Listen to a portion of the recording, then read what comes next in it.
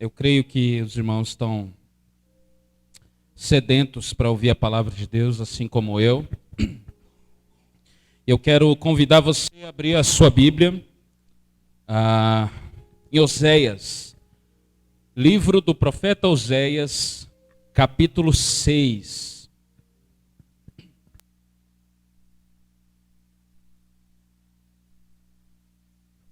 Oséias, capítulo de número 6. Bom, nós estamos numa série em Marcos, né? Nós estamos pregando a série chamada Jesus, o Filho de Deus. Hoje na ceia nós vamos falar sobre a mesma coisa, porém não é em Marcos, ok? Então a série de Marcos, provavelmente no domingo que vem nós voltaremos normalmente. Então hoje nós vamos falar em Oséias capítulo 6.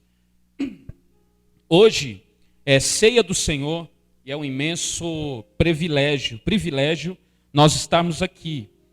Não fosse, irmãos, a misericórdia de Deus, isso nem seria possível nós estarmos aqui hoje. Eu quero falar exatamente sobre isso.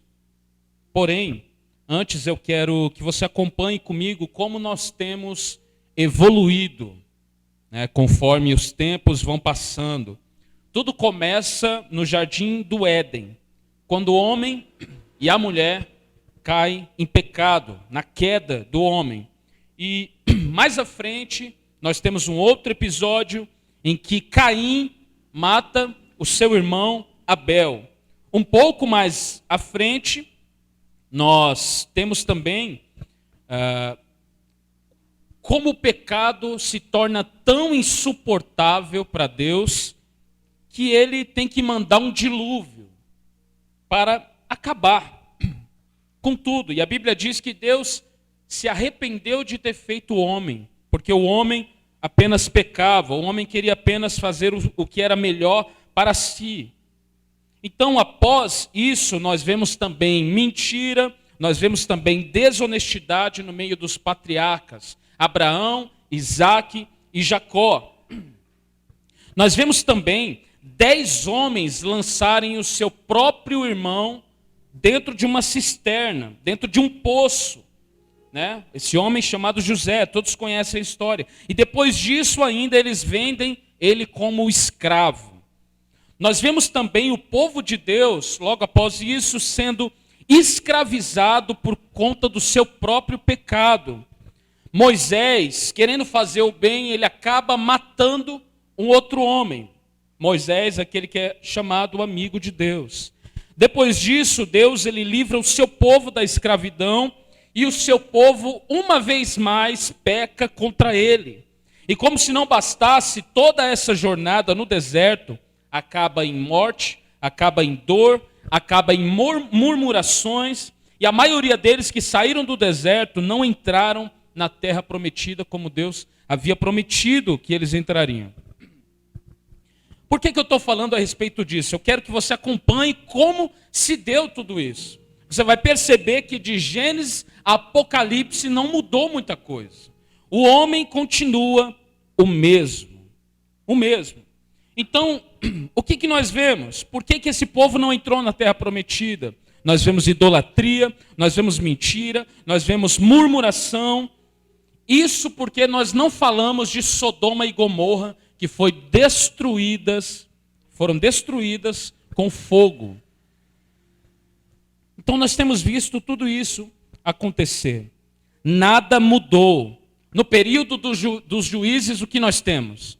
Mais pecado. Se você pegar e ler o livro de Juízes, você vai ficar embasbacado com tamanha desobediência do povo de Deus. Em Juízes nós vemos mais pecado, sempre. Depois nós vamos ver no período dos reis, mais pecado. Depois, mais à frente, no período dos profetas, nós vamos ver mais pecado, onde Deus tem que usar um profeta sempre para tentar pregar, para atrair o povo de volta para o seu Deus. Então os profetas tinham esse ministério. Quando Deus queria abrir os olhos das pessoas, ele usava um profeta que vinha, um profeta que tinha coragem, que falava a palavra de Deus. Muitas vezes esse profeta, ele era escarnecido, muitas vezes esse profeta, ele era agredido fisicamente, como no caso de Jeremias. Então nós vemos tudo isso e o povo sempre se recusando a abrirem os seus olhos. Mais pecado. Então, eu creio que todos aqui já entenderam onde eu quero chegar. Todos. E uma coisa que eu venho pensando é: e agora o que será de nós? Eu olho para tudo isso e tudo que eu vejo é pecado. Eu olho para cada homem, mesmo hoje no século 21, com tanto avanço que nós temos, com tanta tecnologia, com tantos celulares que fazem o impossível acontecer, eu vejo que o homem continua o mesmo. Tudo que nós vemos é pecado e mais pecado. O que nós estamos vendo na Escritura é isso: os homens são maus. Não importa como você entrou aqui, não importa a família boa que você nasceu, a educação boa que você tem, se você é educado, se você não é educado, se você está aqui, eu quero que você saiba: o homem é mau, o ser humano é mau. Quando você fica chocado vendo uma reportagem, acredite, você faria pior. Você faria o mesmo. A verdade é que se nós colocássemos os nossos pecados, ou até mesmo os nossos pensamentos de apenas uma semana aqui nessa televisão, a maioria de nós aqui procuraríamos um buraco para se jogar dentro, com vergonha. Todos nós. Então, com esse argumento que a palavra de Deus está trazendo a nós, basta a gente olhar com calma, nós vamos ter esse resultado. O homem é mau, o homem é pecador. O ser humano nasce em pecado. O próprio salmista diz: em pecado me concebeu a minha mãe. A própria Bíblia também diz que da mesma forma que o pecado entrou no mundo por um homem, da mesma forma, por um homem, a salvação vem também. Mas o homem é pecador. Oséias 6, capítulo 6, do versículo 1 ao versículo 11, acompanhe comigo. Venham, voltemos para o Senhor. Ele nos despedaçou, agora irá nos sarar. Ele nos feriu, agora nos fará curativos. Em pouco tempo nos restaurará e logo viveremos em sua presença. Ah, como precisamos conhecer o Senhor. Busquemos conhecê-lo. Ele nos responderá, tão certo como chega o amanhecer ou vem as chuvas da primavera. Ó Israel e Judá, que farei com vocês? O seu amor se dissipa como a neblina da manhã e desaparece como o orvalho à luz do sol. Enviei os meus profetas para despedaçar vocês, para matá-los com minhas palavras, com julgamentos inescapáveis como a luz. Eu quero que demonstrem amor e não que ofereçam sacrifícios. Eu quero que me conheçam, mais do que desejo holocaustos. Como Adão, porém, vocês quebraram a minha aliança e traíram a minha confiança. Gileade é uma cidade de pecadores, cheio de marcas de sangue.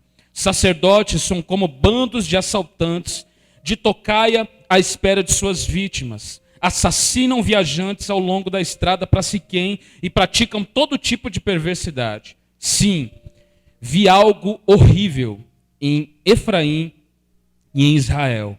O meu povo se contaminou, prostituindo-se com outros deuses.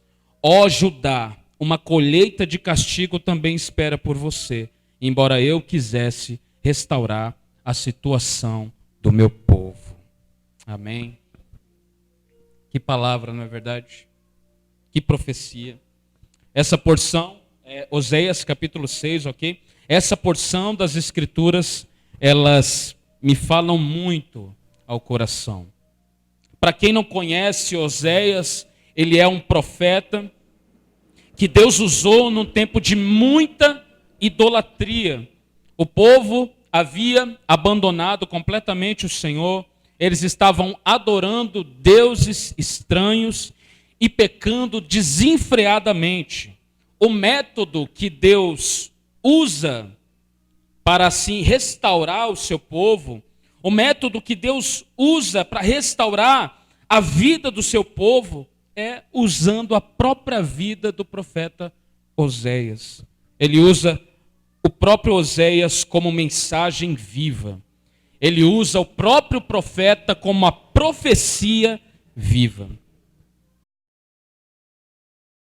E todo mundo conhece a história. Deus dá um comando para o profeta Oséias. E que comando é esse? Oséias, case com uma prostituta. Esse é o comando de Deus para Oséias. Oséias, case com uma prostituta. O que vai acontecer, Oséias? Ela terá filhos. E depois ela terá mais filhos. E depois ela vai te trair com amantes.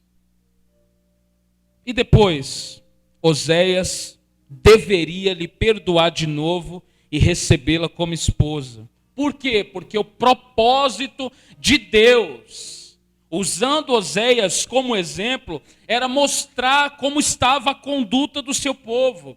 É revelar como o povo preferia pecar, preferia os seus amantes do que o próprio Senhor dos Exércitos. Deus queria mostrar com isso a conduta do seu povo naquele contexto. Então, como assim? Primeiro, Gomer, que é essa mulher que Oséias casa com ela, é chamada Gomer, ela é uma prostituta. E Deus fala para Oséias, Oséias, você vai casar com uma prostituta, ela vai ter filhos e ela vai trair você. E é isso exatamente que acontece. E o que Deus quer falar com isso? Primeiro, aquele povo que estava pecando contra Deus, que estava se prostituindo com outros deuses, eles eram a Gomer. Eles eram a prostituta, no sentido figurado. No sentido figurado e verdadeiro. Eles eram essa prostituta com quem Oséias casou. E quem é Oséias? Oséias aponta para Deus, que casou, ou seja, fez uma aliança com o seu povo. Então, no modo figurado, Deus é Oséias, que casa com uma prostituta que é o seu povo. Quem está entendendo aqui? E Deus faz uma aliança, porque casamento é isso, é aliança. Deus faz uma aliança com o seu povo, mas o seu povo, assim como Gomer, como essa prostituta, começa a se prostituir com outros deuses.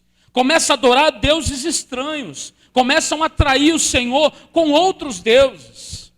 E Deus, ele usa o profeta Oséias para atrair a atenção do seu povo. E o que Deus está dizendo para o seu povo? Olha, está dizendo, da mesma forma que Oséias casou com essa prostituta, eu casei com vocês. E da mesma forma que essa prostituta traiu Oséias, vocês vêm me traindo dia após dia com deuses estranhos. E assim como Oséias perdoa Gomer, vez após vez ele vai perdoando, assim tem sido eu. Assim eu tenho perdoado vocês. Assim eu tenho olhado para vocês não apenas como prostitutos, mas como filhos. Como pessoas dignas de pena, como pessoas dignas de misericórdia.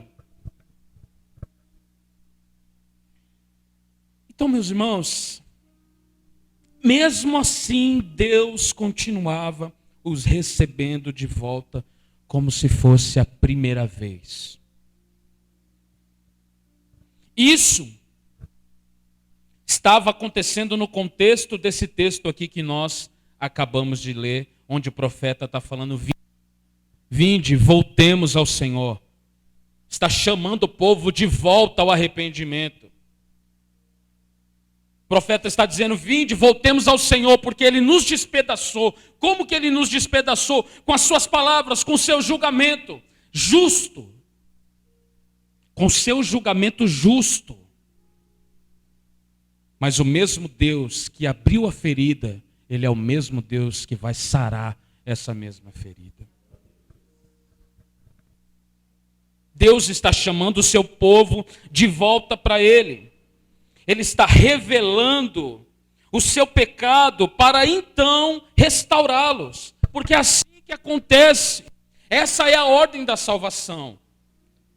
Você nunca vai fazer uma pessoa compreender o amor de Deus sem que antes ela compreenda o tamanho do seu pecado. Sim ou não?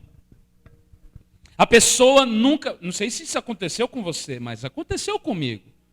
Os primeiros meses que eu me converti, entre aspas, eu achava tudo isso incrível.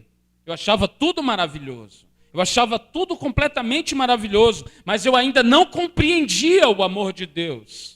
Por quê? Porque ainda o meu pecado não tinha se tornado tão grande para mim. Mas uma vez que eu olhei o meu pecado, uma vez que eu me aproximei da luz, e o que é natural acontecer quando nós nos aproximamos da luz, parece que tudo ao nosso redor fica claro, os pecados começam a aparecer, a sujeira começa a acontecer. Só então eu vi o tamanho do amor de Deus por mim, porque eu olhei e falei, nem eu amaria um cara assim.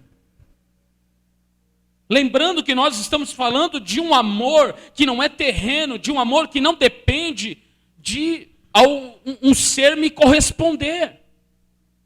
Nós estamos falando de um amor incondicional. O que é um amor incondicional? É um amor que não tem condições. É um amor que não coloca condições. É um amor que não fala para você, olha, se você for bonzinho esse ano, como o Papai Noel fala, você vai receber um presente. Se você se portar dessa forma, você vai receber um presente. Se você me amar, então eu vou te amar. Não! A Bíblia diz, nós o amamos porque Ele nos amou primeiro. Ou seja, Ele nos amou primeiro. Partiu dele. Partiu dele. Eu não falei, Deus, se o Senhor me amar, eu vou para a igreja. Não. Porque na religião é assim. A religião ensina os homens fazerem tudo para Deus, para que Deus os ame. O Evangelho ensina que Deus ama os homens e esses homens vão querer fazer tudo para esse Deus. Deus está chamando o seu povo de volta, Ele está revelando o pecado para restaurar eles. A pergunta que nós fazemos ao ver tudo isso é, até que ponto o amor de Deus pode chegar? Você nunca se fez essa pergunta? Se você nunca se fez essa pergunta, você está com muitos problemas, irmãos. Porque você olha para esse amor, para essa... Não tem nem palavras para falar. Você olha tudo isso e fala, uau! A que ponto Deus pode chegar no seu amor? Quais são os limites do amor de Deus? Como é possível tamanha misericórdia? Eu e você suportaríamos tudo isso se fosse no nosso lugar? Eu vou colocar isso como uma ilustração fácil e rápida para você entender.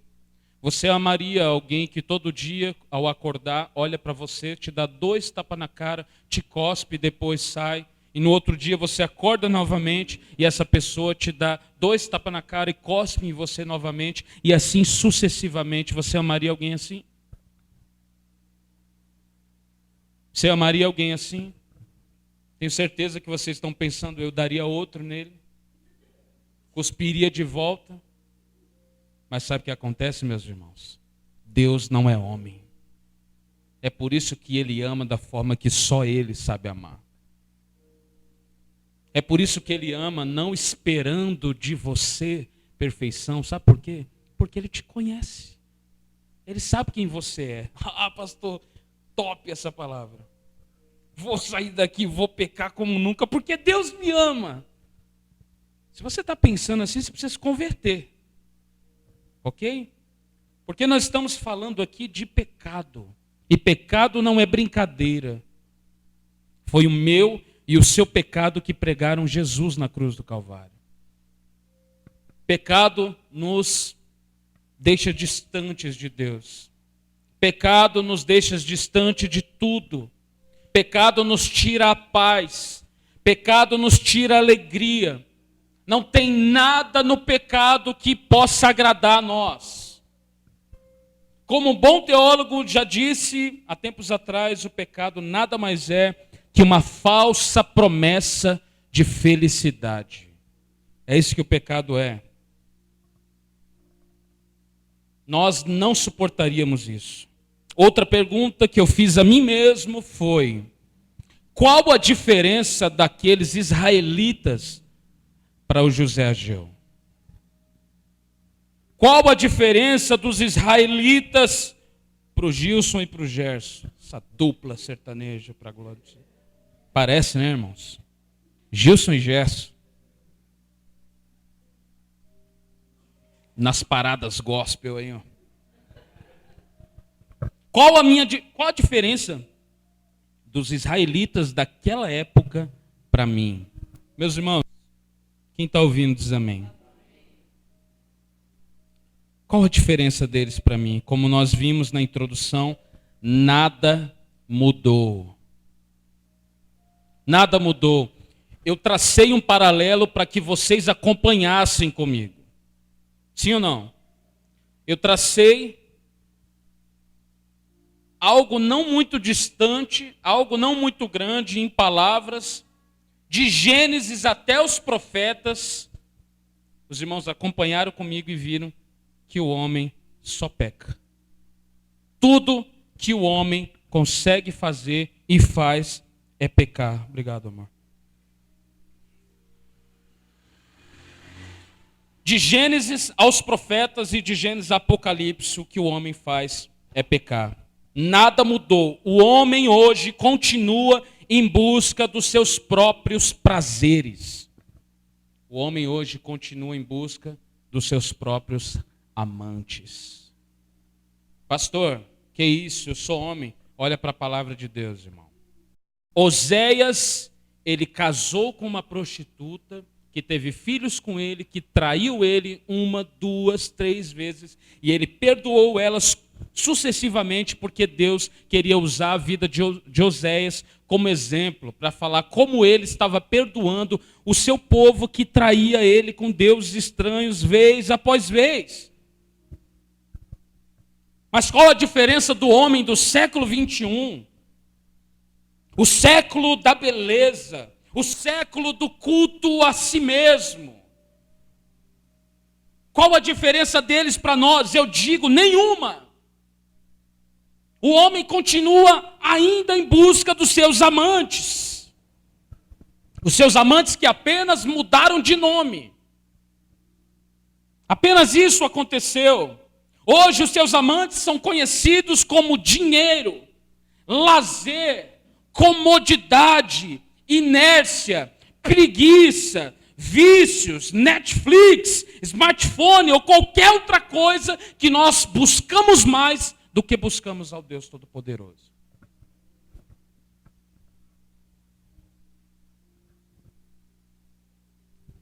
Meus irmãos, nós estamos falando de coisas tão sérias. Tão sérias. Hoje você tem duas escolhas. Você vai ouvir o que eu estou te dizendo, que Deus está te dizendo aqui, e vai falar: sim, Senhor, fala comigo, porque o teu servo ouve, preciso me arrepender, preciso tomar o caminho correto. Ou você vai olhar e vai falar: não, isso aí o pastor está falando essas coisas aí.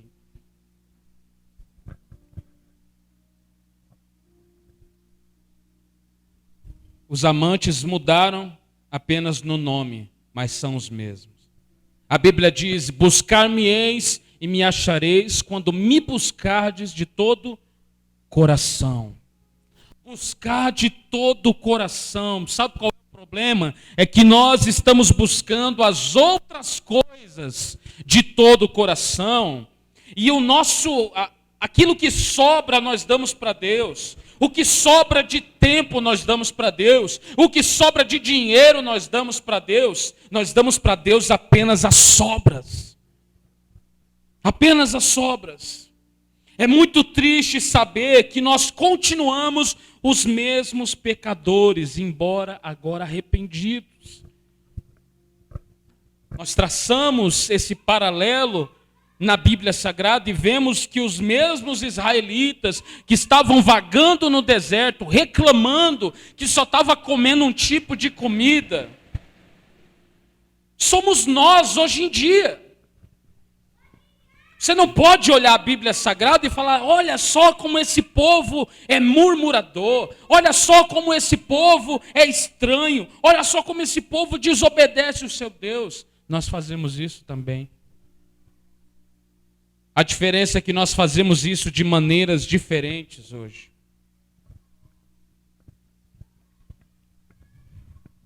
Eu não quero que você saia daqui sem entender a seriedade que o seu pecado tem. Mas eu também não quero que você saia daqui sem entender que Jesus Cristo é maior do que qualquer pecado.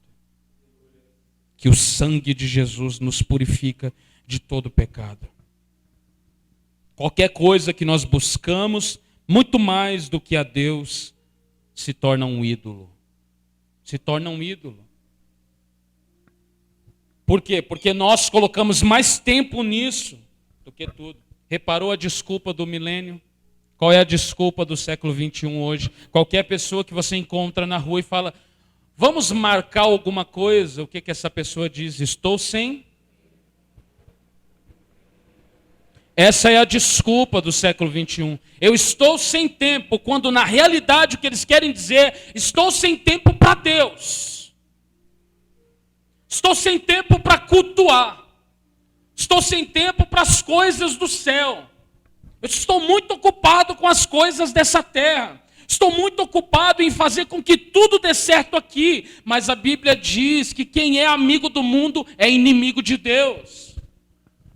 Que não adianta o homem tentar buscar, fazer tudo, amar sua vida nesse presente século e não fazer nada pela sua vida eterna. Meus irmãos, entenda que com isso eu não estou falando que você não deve buscar, trabalhar, fazer suas coisas. Entenda, não estou dizendo isso, eu estou dizendo que tudo aquilo que nós colocamos mais energia do que Deus se torna um ídolo, tem um grande potencial para ser um grande ídolo.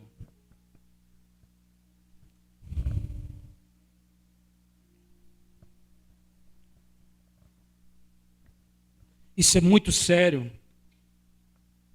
É muito triste nós olharmos tudo isso e ver que nós, desde Gênesis até aqui, somos os mesmos pecadores. Mas o que nos muito alegra também é o fato de Deus também ser o mesmo de lá para cá e não mudar. Esse é o motivo. Jesus é o mesmo, a Bíblia fala, ontem, hoje e eternamente.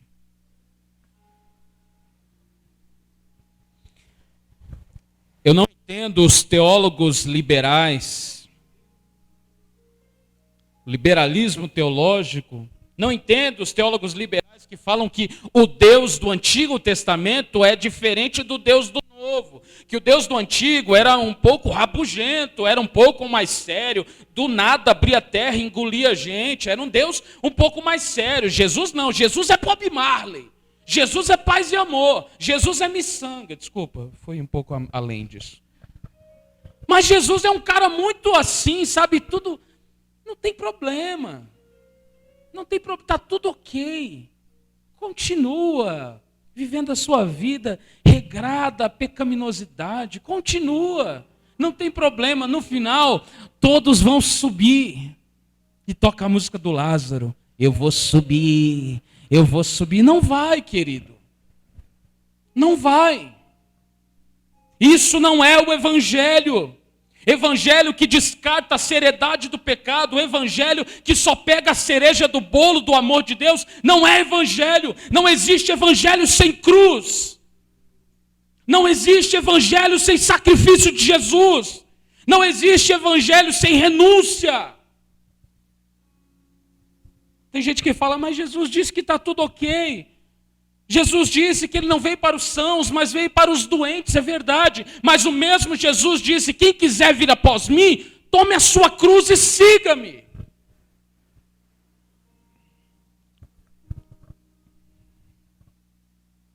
Detalhe, quando Jesus ele diz, tome a sua cruz e siga-me, ele não está te convidando para um playground. Quando ele diz, toma a sua cruz e siga-me, ele não está te convidando para um play center, para um hop hari. Se alguém passasse naquele tempo andando com uma cruz, todos saberiam, ali vai um homem que vai morrer. E assim somos nós. Se nós carregamos a nossa cruz, é isso que nós estamos dizendo. Eu morri para mim mesmo. Eu nasci de novo. Importa que eu não viva mais, mas Jesus Cristo viva em mim. Ah, como é sério isso. Todo mundo fala isso, né? Não vivo mais eu, mas Cristo vive em mim. Mas você já parou para pensar? Quão sério é isso? Pastor, hoje eu não vim aqui para ouvir isso. Não aceito isso. Você está sendo muito rude. Meus irmãos, estou pregando a palavra de Deus. A Bíblia Sagrada. Igreja não é um lugar fast food onde você vai e decide o que você vai ouvir. Aqui, se você entrou, você vai ouvir o evangelho verdadeiro, a palavra de Deus. A gente aqui não se dobra para nada. Nós estamos comprometidos com a verdade de Deus. Você quer saber o que muda a vida de alguém? É a verdade. Conhecereis a verdade e a verdade vos libertará. É a verdade que liberta. Nós precisamos de mais verdades, irmãos. Jesus não mudou, ele é o mesmo. Vamos ver o que ele diz ao seu povo, esse mesmo povo que está traindo ele com deuses estranhos, esse mesmo povo que está pecando vez após vez, esse mesmo povo que Deus está chamando de volta, que Deus está dizendo que vai puni-los. Deixa eu te falar uma coisa, caso você esqueceu, Deus pune pecados, amém?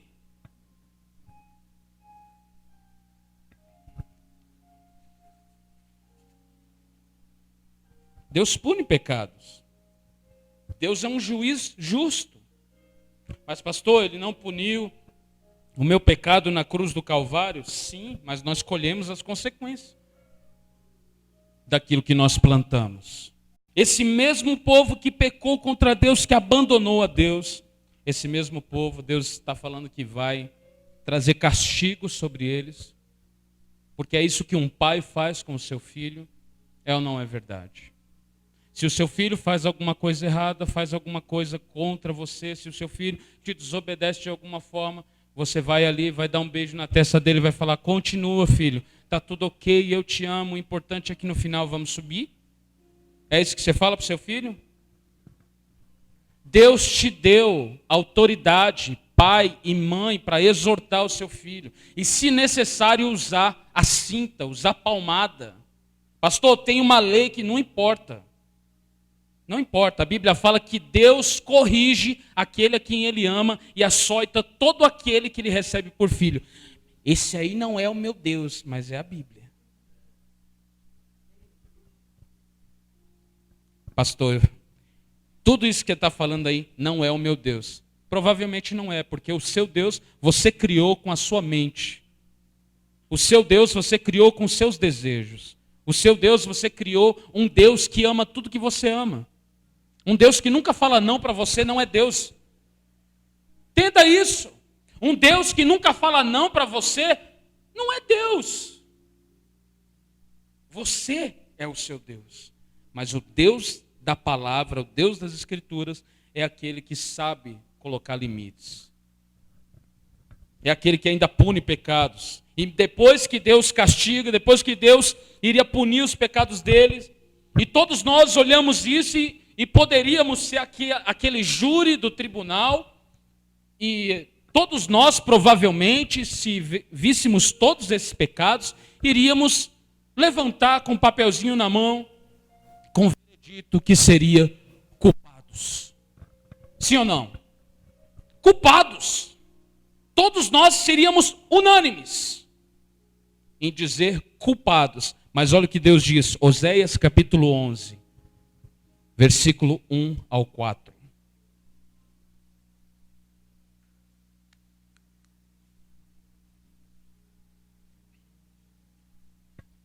Oséias 11,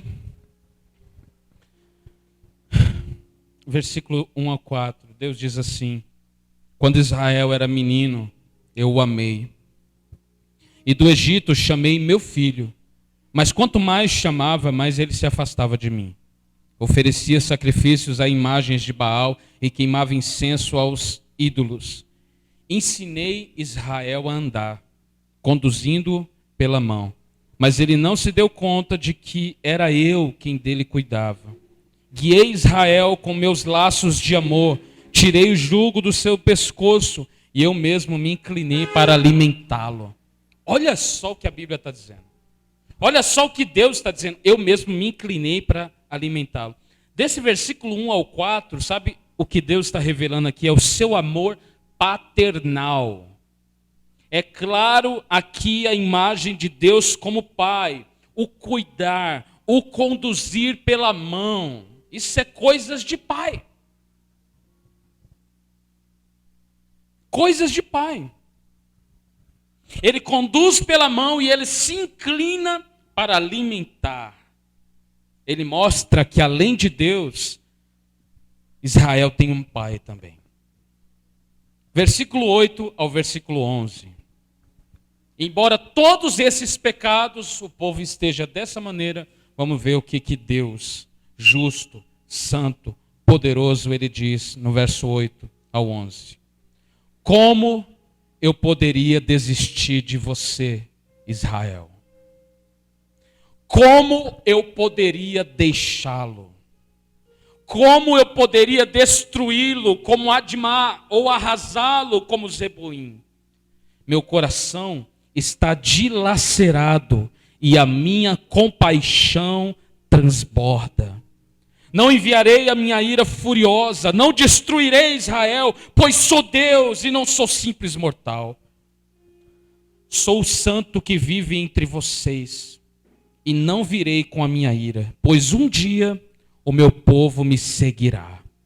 Eu, o Senhor, rugirei como leão, e quando eu rugir, meu povo retornará tremendo desde o oeste. Como um bando de aves virão do Egito, tremendo como pombas, voltarão da Síria. Eu os trarei de volta para casa, diz o Senhor.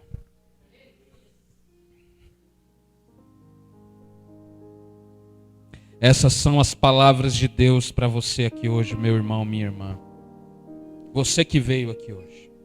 Você que está aqui. Ouça as palavras de Deus ecoando dentro do seu coração. Como eu poderia desistir de você? Como eu poderia desistir de você? Como eu poderia destruir você? E ele diz, por que não destrói? Porque eu sou Deus e não sou um mero mortal. Que quando uma coisa não está do seu agrado, ele vai lá e destrói. Eu não sou um mero mortal, eu sou um Deus santo, eu sou um Deus justo. E ao invés de matá-los, porque vocês merecem, eu escolho matar o meu filho na cruz do Calvário por vocês.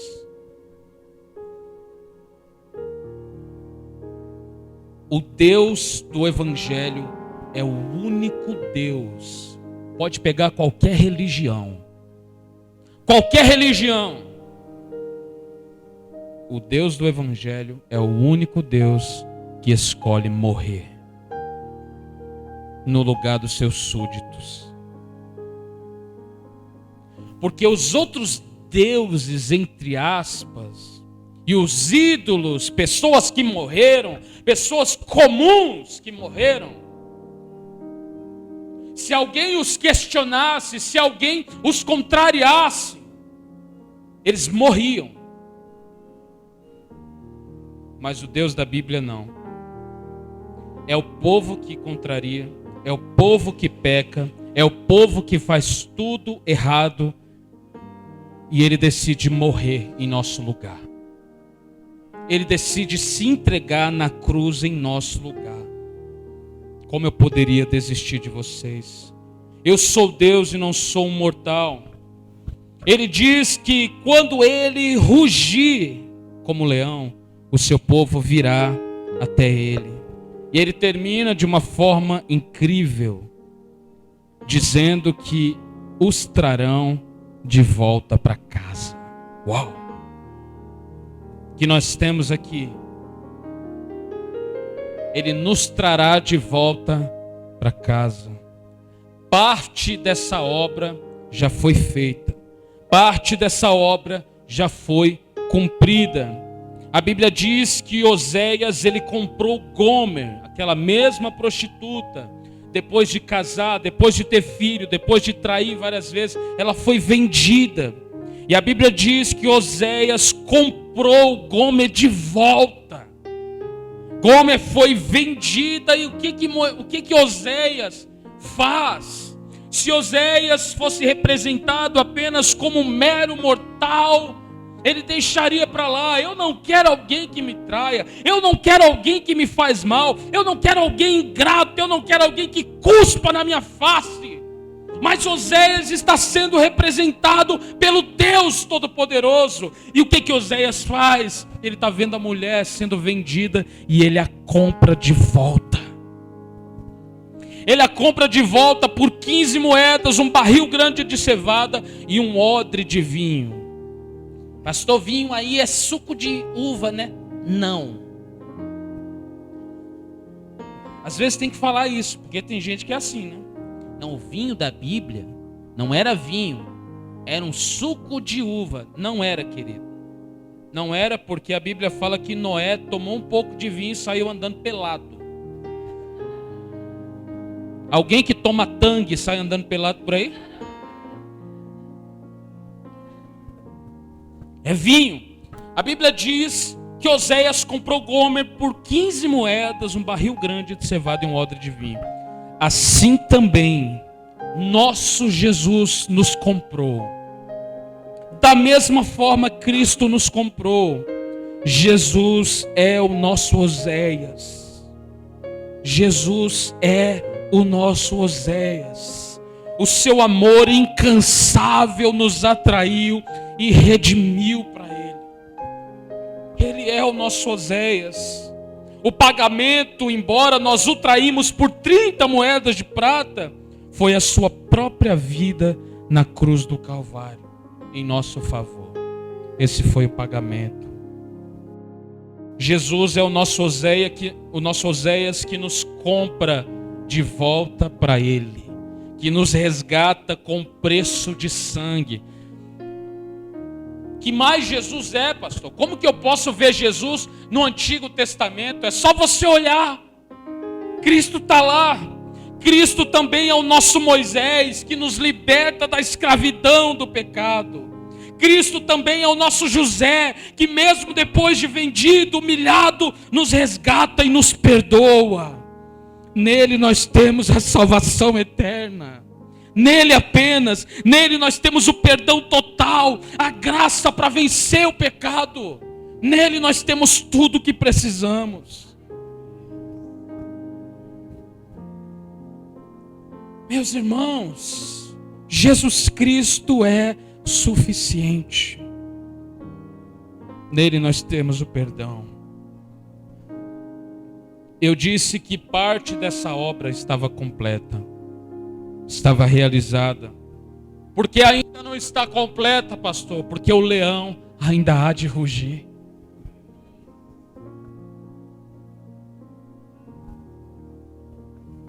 Apocalipse, capítulo 5, versículo 5. A Bíblia diz: então um dos 24 anciãos me disse: não chores. Veja, o leão da tribo de Judá, o herdeiro do trono de Davi, conquistou a vitória. Ele é digno de abrir o livro e os 7 selos.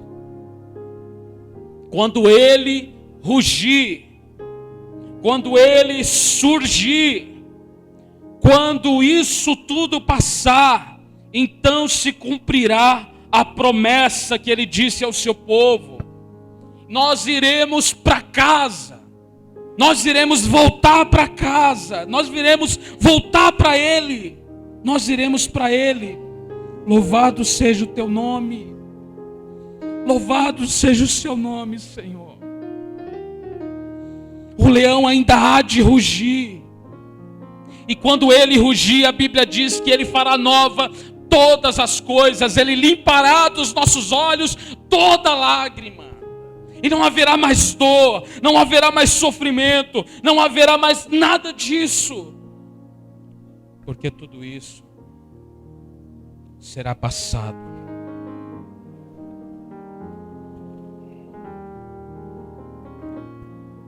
Meus irmãos, essa é a palavra de Deus.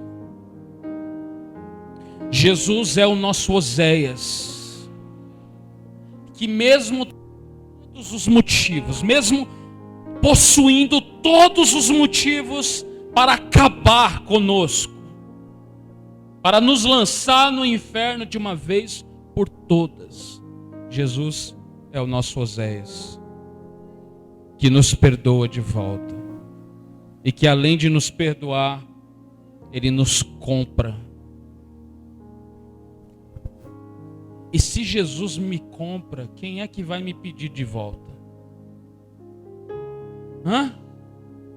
Se eu fui comprado por Jesus, não tem devolução. Nós cantamos aqui: eu sou dele e ele é meu. Eu sou de Jesus e Jesus é meu. Eu quero te convidar a curvar a sua cabeça. Meus irmãos, eu tenho uma grande dificuldade em pregar uma palavra como essa e ver gente conversando, ver gente fazendo outras coisas. Eu tenho uma grande dificuldade, porque eu sou que nem aqueles antigos ainda, como Spurgeon, como Martin Lloyd Jones, como os próprios evangelistas da palavra de Deus, que creem que quando a Bíblia está aberta, Deus está falando. E se Deus está falando, todos se calem. Ok? Quando Deus fala, todo mundo se cala. Então, os irmãos, tenham mais referência. Nós tenhamos mais reverência. Nós estamos falando aqui de uma palavra, de um Deus que está vivo, que fez tudo isso conosco e continua fazendo. Então, o mínimo que nós deveríamos ter é reverência pela palavra de Deus. Amém? Quero convidar você a curvar a sua cabeça.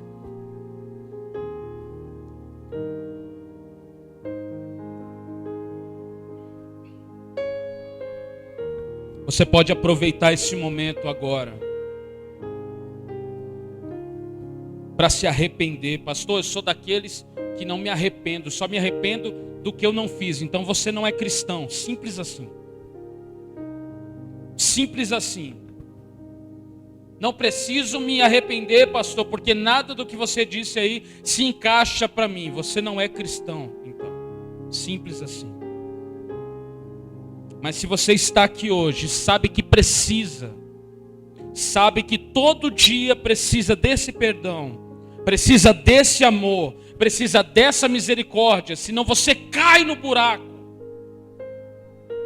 Convido você a orar nesse momento e se arrepender. Diga para Ele: nós precisamos de Ti, Senhor. Nós precisamos do Senhor. Nós precisamos da sua graça. Precisamos do seu perdão. Que amor é esse? Que amor é esse?